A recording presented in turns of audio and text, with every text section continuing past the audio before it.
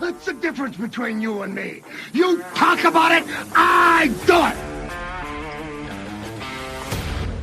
Sit down, Mark. Let me talk to you.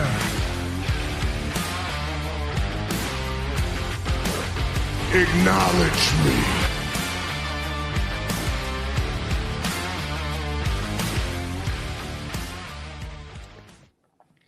Hey, what's happening, everybody? Come on, sit down. It's time for another episode of DB's Territory Treasures. Welcome, everybody. Come on in. I am DB, the Dirty Bird. Thank you guys so much for tuning in today.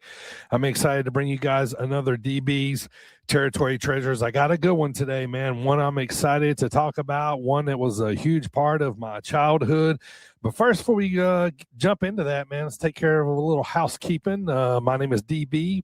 I am with the Sit Down Marks podcast, going for over 5 years now. We put out podcasts just about every week, and just want to let you know about the ones that are available for you right now. One that just dropped last week was where we were talking about our favorite and who we think are the best commentary teams out there. So make sure you go and check that out. And the week before that, another one that's out there right now is where we just sit down and talk about who our favorites are right now. You know, we got a ton of favorites, but you know, we broke them down. We made sure that we picked three. There was no honorable mentions. Three that are our favorite wrestlers right now. So make sure you guys tune in to that. I want to thank everybody for listening right now on all those podcast platforms, Apple, Spotify, Amazon Music, all those podcast platforms. Thank you guys so much for continuing to support the podcast. And here we are. It's time for another DB's Territory Treasures. You know, we're got a few of these in the archives now, so make sure you go back and check out any of the previous ones I talked about. You know, I talked about referees. I talk about talent enhancements. You know, I've even, you know, the first one that kicked this whole thing off was when I talked about Andre the Giant. So having a lot of fun doing these, and just want to let you know that, you know, you can listen to these anytime you want to, you know, on the way to the store, while you're working, at school, getting a run in, you know, at the gym, you know, that kind of stuff. You know, these are standalone episodes that you can listen to anytime. So make sure you check those out. And also I want to plug Primo's show called Cheap Pops with Primo. Brand new one of those is out now. Primo's always been a WWE guy, and he is jumping over to the AEW side now. He got to go to his first show, so go back and check that out. As Primo talks about his first show at All Elite Wrestling and his experience. So go check it out. And I'm sure you're going to like those as well. But let's talk about what we got going on today, everybody. Thank you guys so much for tuning in. I'm excited to talk about this one because, man, this guy was one of the biggest baby faces from the 1980s. He was to be one of the best ever, if you ask me, a guy that compete with Ric Flair as the guy in NWA or World Championship Wrestling, if you will. Let's dive into the career of one of my absolute favorites, the Boss, Magnum TA. Now, look, if you was a woman that watched wrestling in the 80s, you knew who Magnum TA was. You know, he looked great. Women clamored to him. You know, you could tell by the screams that were going on in the background of a Magnum TA match that, you know, or when he came out to talk, that he was a very, very popular wrestler in Jim Crockett Promotions amongst NWA, you know, in those times. And, you know, I always say that Magnum, he did such an awesome job of bringing female eyes to our sport, whether it be because the way he looked or the way he wrestled, the way he talked, whatever, you know, like, you know, Ric Flair is one of those guys too. You know what I mean? So, and, you know, but what was it about Magnum TA, right? That, you know, that made, you know, the ladies scream for him and the guys, you know, want to be like him. You know, he always had, you know, kind of like these solid trunks, red trunks, black trunks, you know, the flowing hair, a great mustache, you know, the cowboy wrestling boots that they all wore, you know, kind of back then, a la Dusty, you know, that kind of stuff, or, you know, the bandana around his neck, the black jacket, you know, possibly, you know, Magnum had a really good way of he kind of looked like a motorcycle rider, a biker guy, but he was also like, he cleaned up so well, you know what I mean? And, he looked like he could be like a corporate CEO or something, if you will. And that's, you kind of think where he kind of got the boss nickname there, which I love. I think is such a great name, such a great nickname. So the belly to belly suplex was his finisher. Now we've seen iterations of it. You've heard belly to Bailey or Bailey to belly, however she says it, that Bailey uses, in this match. But, basically this is where this move came from. It was a fantastic finisher. It was not used much at the time, and so it was unique, and Magnum, Magnum used that, and he's kind of the only one using it at the time. It wasn't like the spear, or moves, the super kick, moves that gets used, so much, these days. But belly to belly suplex, man, it wasn't like super eye catching, but it worked. It definitely worked, and it was a cool, quick finisher that he could catch you on like out of nowhere and put you away. To me, to what did it, kind of like with Magnum is, they say, title makes a wrestler, or the wrestler, makes the title. I kind of feel like Magnum felt somewhere like in the middle here. To me, he looks so good with a title, specifically the United States Championship, the full silver one from back in he had the NWA title, TV title too, but those US belts, man, he was meant to have those, man. But Magnum, he was a product of, he was a product of Dusty Rhodes, so let's dive into, a little bit of Magnum. Terry Wayne Allen, born June 11th, 1959 in Chesapeake, Virginia. I always remember NASCAR driver Ricky Rudd was from Chesapeake, Virginia. Billed at 6'1", 245 pounds. A collegiate wrestler, debuted in 1981, retired in 1986. He was kind of billed with the nickname of the American Heartthrob. He got his name from an inspiration of a TV series called Magnum PI. It was about this guy. He lived like in Hawaii. The main character's name was Tom Selleck. And he was like, I don't remember a whole lot about the show, but I remember it was like this, like maybe he was like some sort of a cop, but he was like an undercover cop or something like that. But he had this great, awesome mustache, as did Magnum TA. Which I hear and I've read in a couple of different situations that Andre the Giant helped Magnum, kind of put this name together, so that was kind of cool. He was trained by Pete Robinson and Buzz Sawyer, man. Buzz Sawyer, a guy that I've seen a lot, growing up on my TV, but the thing about Magnum, man, I think that drew a lot of us in is he had that baby face fire, man, promos were always really good. They had you, kind of like eating out of the palm of his hand, what he was going to say. The promos were really good. Some were not great. There's a few out there, where, he said some things that make you go like, huh? But the promos were really good. Some not great, but he could talk in the building. He had it all. His drop kick was one of the best, an elevated, beautiful drop kick, right?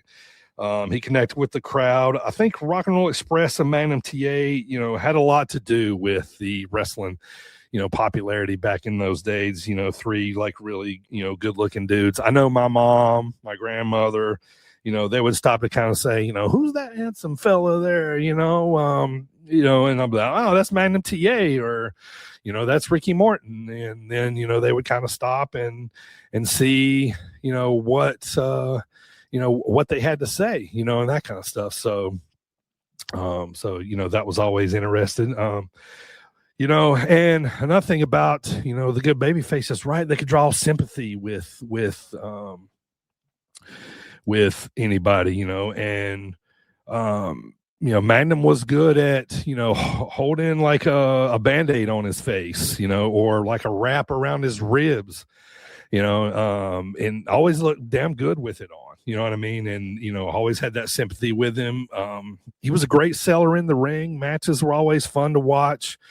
He had feuds with guys like Wahoo McDaniel, the Four Horsemen, Jimmy Garvin, but his two most known feuds were with one of the Horsemen, specifically Tully Blanchard, and the Russian Nightmare, Nikita Koloff. Now, so the territory was Jim Crockett Promotions. The feud with Tully Blanchard and Baby Doll was coming to an end. This was Magnum's most famous match. Would happen. Magnum's most famous match would happen, versus Tully Blanchard at Starrcade 85 at the Gathering. Back when NWA did 2 sites for pay-per-views, one site, would have half the matches. The other would have half the matches. You could watch on closed circuit pay-per-view, and catch both shows. But, the famous I Quit match for the United States heavyweight title, one of the first feuds that I was totally invested in as a kid. This match still remains my favorite match of all time because I just remember the blow off of this, what this would become, how this would, end up, being like such a big feud, and I was just like so invested in it. Right.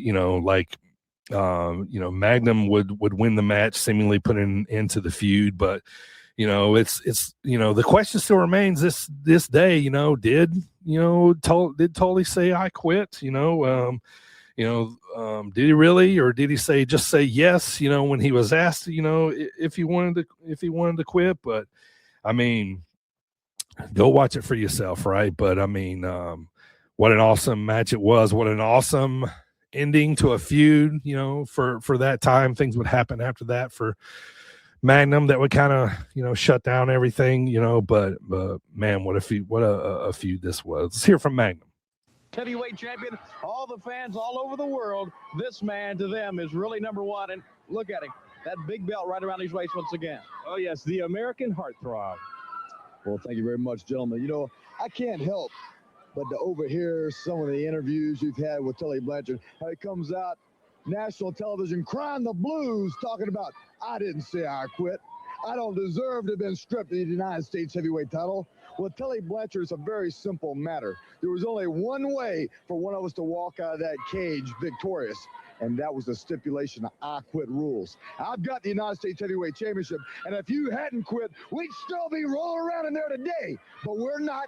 I've got the championship, and it's going to stay that way. So it's a fact that you better get used to, or you better find something to do about it besides complain, because complaining won't get it done. This is a wrestling championship, the United States Heavyweight Wrestling Championship that I beat you for, fair and square, right there in the ring with the stipulations that were set by the NWA. Now, there's a lot of other people out there besides you, and you better get used to that. There's a lot of other competitors that deserve a chance at this, and I'm going to give each and every one of them the opportunity, because this isn't something that was meant to be set on the shelf. This is a fighting man's championship. I'm Magnum TA. I am the fighting champion. I'm doing it for myself and all those good people out there, because that's what they deserve. All right, and there it is, man. Did you hear the lady screaming in the background? Did you hear what I'm talking about? That's what happened when Magnum was doing those interviews, and that kind of stuff. That's all you could hear in the background, right? So big feud there between Magnum and Tully. But next up was what I think was Magnum's best feud and opponent, if you ask me. Most will say Tully was Magnum's best feud, but not me, man. I say Nikita Koloff, because this one had a lot more to it than just, beef and, anger and that kind of stuff. This one was USA versus Russia, good versus evil. April 1996, the feud with Ivan Koloff starts, but here comes nephew Nikita Koloff, right? And this feud was hot, and personal throughout. There was even a press conference where Nikita insulted Magnum's mom. Magnum, punched Bob Geidel, then president of WCW, and was stripped of his title. And then a best of 7 series was born between Nikita and Magnum. Maybe the first ever best of series best of 7 series in wrestling. Now, we've since seen it, with, a few different, namely, I always remember Cesaro and Sheamus's best of 7, but this is kind of like, there was probably some before this, but this is kind of like where this one originated, man. And this one had a lot of steam heading into it in these 7 matches. This man, Magnum TA, the best of 7 against Nikita Koloff, the United States heavyweight title. Recently, Magnum, you gave back U.S. title to Jim Crockett, but there were complications there. Well, a whole lot of complications, and a whole lot of people ask me, why, after all you've been through, did you decide to walk out there and hand over the title? Well, I did what I had to do because that was right. The NWA decreed it, and like it or not, they are the governing body here that I have to deal with. Now, you can't live in the past. You can't live on what you've done or your accomplishments because you're only as good every day as you can perform when you walk in that ring. So Nikita Koloff walking around here calling himself already the United States heavyweight champion. Well, I hope you're celebrating a lot. I hope you're drinking a whole lot of potato vodka in those celebrations because I'm not sitting around feeling sorry for myself. And I'm not looking in the mirror saying how good I look with that belt back around my waist. The only way to accomplish something is through a lot of hard work. Nobody has ever pinned me down for a 1-2-3 with the U.S. heavyweight title is concerned. Nikita Koloff, every day I walk in that gym and I train and I push those weights and I think about one thing. I think about getting back that belt, proving myself to all the people in the world and the great American bastards that I'm the best. I'm the best representative for the U.S. heavyweight belt they've ever seen. And the only way I can do that is to put you down for that 1, 2, 3, not once, not twice, but 4 times. If I can't get that job done, there's a whole lot of people that have backed me for a long time. And I ask you now, stick with me through this one. I'm not going to let anybody down, especially myself. Nikita Koloff, it's you and I, and that's the way I like it.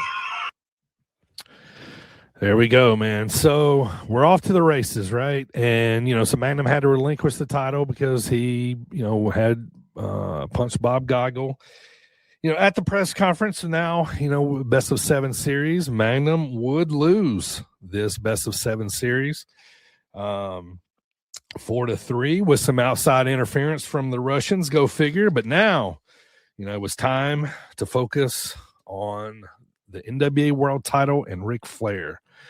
Ladies and gentlemen, October of 1996.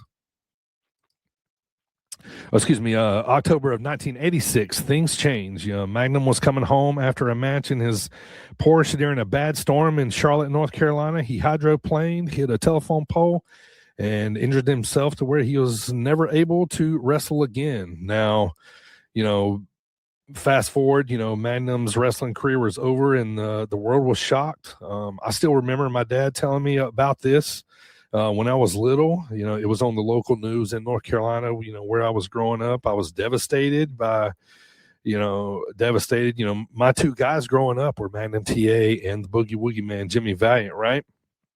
And I just didn't understand this, and Rick versus Magnum was to be a big feud that, we never got to see play out. It was going to be pure gold. But like I remember, this happening as a kid. I remember thinking, obviously, oh, well, the 4 Horsemen had something to do with this. I was thinking, it was storyline. So I didn't really believe it until, Dad kind of set me down. I was like, yeah, this was, a real thing that happened. And, and sometimes this happens in the real world. I'm still trying to wrap my brain around it, that kind of stuff. But, Magnum did do some commentary, post-career, still make some appearances. He was last seen on TV at Sting's last match. He's the godfather of Cody Rhodes. I don't know if you knew that or not, representing just how of a good friend he was with Dusty. Magnum TA, probably the most what could have been story in wrestling, or I always like to think about this, just like imagine him as a heel. Boy, he would have pissed off some women and grandmas, but it would have been awesome to see. He was recently on Dale Jr.'s podcast. If you want to, Dale Earnhardt Jr., if you want to go and check out that one, he talks about, everything that happened and, and just kind of catches up with, what he's doing these days. PWI did a top 500 a few years ago, and he came in at number 73 of all time. Just kind of show you, like where his pedigree was. I mean, you can still see Magnum, like I talked about. He does appearances and stuff. He's still around the Charlotte area. However, I am not anymore. So, but let me finish up with my connection to Mr. Magnum TA, and I still remember this like it was yesterday. So when I was 11 years old in 1986 when the accident happened in Charlotte. And I moved to Charlotte in 1999. Obviously, then I'm a grown man, and ironically, not far where I was living in Charlotte was not far from Sardis Road, where the accident happened. The actual road, the crash site of where Magnum went, and I would end up passing by this area, the scene of the accident, quite a good bit from time to time. A few times a week. And, I always couldn't help myself but look over at that place where it happened, think about what, might have been, the empty feeling inside of, man, like, he was going to be one of the greats, the empty feeling inside that, that kind of like connected me to my childhood, looking back, thinking, remembering myself, like thinking, oh, it's not real. It's, the horseman did this to him. He's going to come back and get those horsemen, and I still can't, help but think of, what could have happened. He would have been, one of the greats, and I always try to still support Magnum, whatever he's doing. I have Magnum TA t-shirt, bought some action figures and that kind of stuff. But, what a great dude, maybe could have been top 10 of all time. Just never know. But boy, was he on the trajectory, and boy, was he, on the right path to be like one of the greats ever, man. That, that full blown Magnum Ric Flair feud just would have been gold. Like they would have made DVDs about that. You know what I mean? And so, I still love Magnum TA, still watch a lot of his old matches, still love watching him in the build in the 80s, I still love watching the I Quit match and his mix-ups, with Nikita. But speaking of Nikita, coming up here real soon on an episode of DB's Territory Treasures, we're going to be talking about Nikita Koloff, so make sure you tune in for that. But man, what could have been, man, he was so awesome, still awesome to this day. I love that he's still, doing well, and wish Magnum TA nothing but the best. And just want to thank you guys for tuning in today. I really appreciate it. I am the Dirty Bird. I want to thank you guys so much for supporting the Sit Down Marks podcast. Go check us out on sitdownmarks.com. Everything Sit Down Marks is available on sitdownmarks.com, including our YouTube series where we showcase the stars of tomorrow in Dreamwave Wrestling called Dreamwave Prelude. So go check that out on sitdownmarks.com. That's going to do it for me for this episode of DB's Territory Treasures. Ladies and gentlemen, I am DB. Thank you guys so much for tuning in today. I appreciate it. We'll see you guys next time. Be safe out there. Keep spreading the good word of wrestling. And we'll see you next time on DB's Territory Treasures.